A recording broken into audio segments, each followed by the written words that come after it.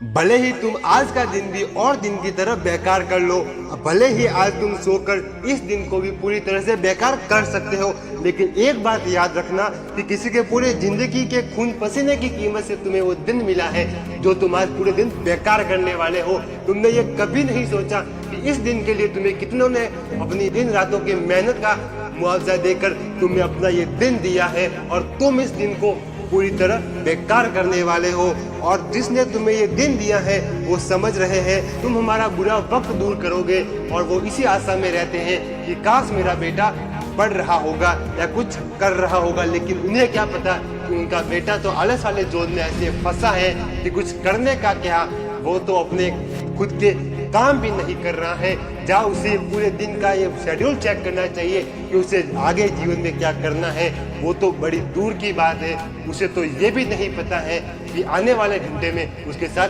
क्या होने वाला है और वो क्या करेगा, कि उसे तो ये भी पता नहीं है कि जो उसकी जिंदगी है वो भी उसकी नहीं है, वो तो अब उसकी घर वालों की बन चुकी है। पूरा घर भी इसी वक्त का इंतजार कर रहा है कि बेटा कब नौकरी की खुशखबरी दे जिसकी वजह से उनके घर वालों के सारे दुख दूर हो जाए। लेकिन बेटा तो आलस वाले जोन में गिरा पड़ा है, उसे तो समझ नहीं आ रहा है कि वह इस आलस वाले जोन से कैसे बाहर आए। बेटा तो सब भूल गया है कि उसके पापा ने उसकी जो पढ़ाई के लिए लोगों से पैसे मांग मार कर उसकी फीस भरी है, लेकिन बेटा तो ये भूल गया है। उसकी माँ ने अब भी नए कपड़े नहीं खरीदे हैं, वो तो इस आस में बैठी है कि काश मेरे बेटे की नौकरी लग जाए और घर में नई चीजें आए। लेकिन बेटे को क्या, वो तो अपने कंफर्ट जोन में पड़ा है। उसे तो आलस ने ऐसा जद्दोजहद कर लिया है कि उसे तो कुछ दिख ही नहीं रहा है, वह चाहकर भी अपने काम को नहीं कर पा रहा है। उस बेटे ने यहाँ तक ये भी भूल दिया है कि उसे तो अपने पिता के वो